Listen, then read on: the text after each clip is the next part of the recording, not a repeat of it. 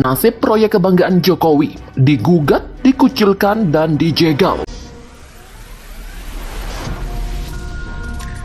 Pemerintah Indonesia melalui Presiden Republik Indonesia Joko Widodo memiliki proyek kebanggaan, yaitu hilirisasi pertambangan. Hilirisasi pertambangan menjadi jurus pemerintah Indonesia agar bisa menggenjot nilai tambah dari komoditas-komoditas mentah pertambangan. Ambil contoh, nikel. Dengan hilirisasi, nikel mentah bisa berubah menjadi komoditas barang jadi seperti iron steel, baterai untuk kendaraan listrik, dan lainnya. Namun, proyek yang menjadi kebanggaan Presiden Jokowi ini kerap menemui jalan terjal dari sikap-sikap negara barat seperti Uni Eropa dan juga Amerika Serikat. Pertama, kebijakan hilirisasi pertambangan nikel yang mendapatkan pengajuan gugatan di Organisasi Perdagangan Dunia atau WTO oleh Uni Eropa. Dalam gugatan ini, hilirisasi nikel Indonesia dinyatakan kalah. Namun Indonesia tak gentar. Sejak dinyatakan kalah, pemerintah langsung mengajukan banding atas gugatan Uni Eropa di WTO itu. Kedua, hasil produk nikel Republik Indonesia dikucilkan Amerika Serikat.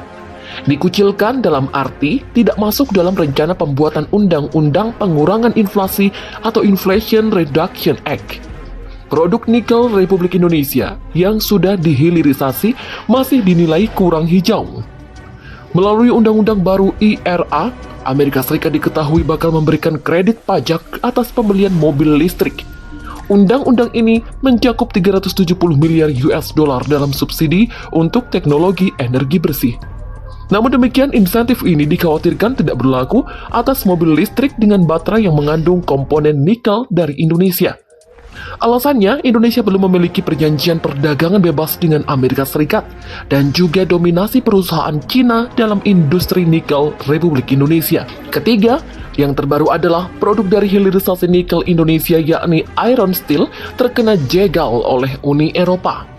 Negara-negara gabungan barat itu mengenakan trade barrier yang memberikan dampak tidak dapatnya anti-dumping dan anti-subsidi atas produk iron steel Indonesia. Deputi Bidang Koordinasi Investasi dan Pertambangan Kemenko Marves, Septian Haryoseto, mengatakan saat ini yang menjadi hambatan dari pengembangan hilirisasi di Indonesia terletak pada hambatan perdagangan ke luar negeri, di mana negara lain seperti India dan Korea Selatan sudah mulai menginvestigasi hasil hilirisasi nikel di Indonesia, misal pada harga dan dampak bagi negara tersebut. Seto khawatir hal ini akan menjadi isu besar bagi hilirisasi hasil tambang di Indonesia. Hal itu dikarenakan produk dari Indonesia yang harganya menjadi tidak kompetitif di pasar internasional. Tegas, ini alasan JK minta evaluasi proyek kebanggaan Jokowi. Mantan Wakil Presiden Republik Indonesia Yusuf Kala belakangan ini menyinggung kebijakan-kebijakan atau program yang dibuat oleh Presiden Republik Indonesia Joko Widodo. Salah satunya yakni mengenai kebijakan program hilirisasi di dalam negeri. Yusuf Kala mengatakan sejatinya kebijakan hilirisasi mineral adalah kebijakan yang baik.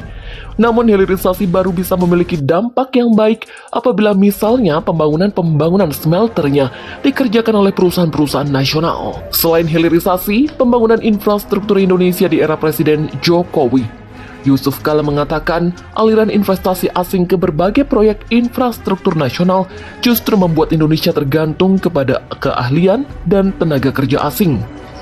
Dia mengusulkan agar pemerintah membuat peraturan untuk memastikan investor asing yang masuk ke Indonesia mentransfer teknologi serta melatih dan merekrut tenaga kerja lokal.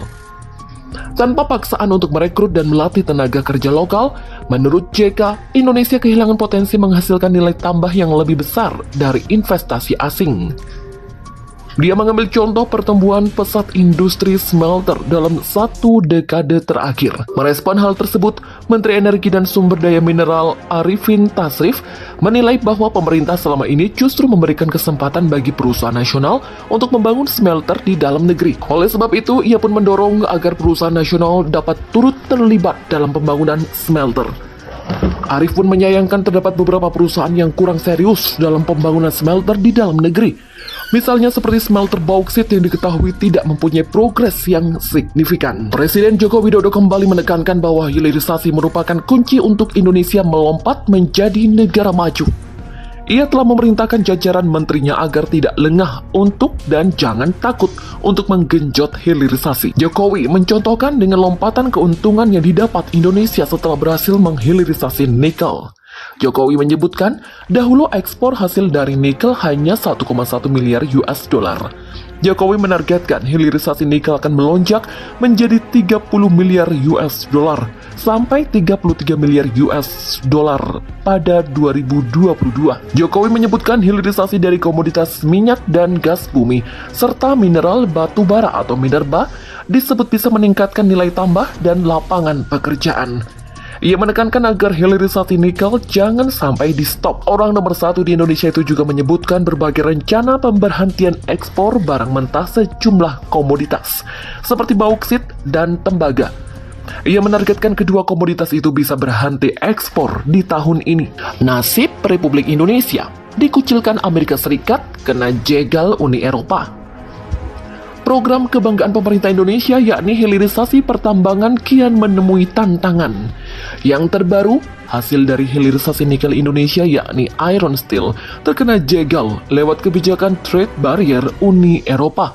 Dampaknya adalah Iron Steel Republik Indonesia itu tidak mendapatkan anti-dumping dan anti-subsidi. Sebagaimana diketahui sebelumnya, hasil hilirisasi nikel Indonesia juga dikucilkan oleh Amerika Serikat, di mana produk turunan nikel itu tak masuk ke dalam paket kebijakan subsidi hijau melalui kredit pajak Inflation Reduction Rate atau IRA. Deputi Bidang Koordinasi Investasi dan Pertambangan Kemenko Marves Septian Haryoseto mengatakan bahwa ada isu besar bahwa Indonesia kembali dijegal oleh Uni Eropa atas perdagangan produk hasil hilirisasi nikel seperti Iron Steel yang dikenakan anti-dumping dan anti-subsidi. Selain itu, Seto mengatakan adanya hambatan baru tersebut dibuktikan dengan beberapa negara seperti India dan Korea Selatan sudah mulai menginvestigasi produk hasil hilirisasi nikel dari Indonesia.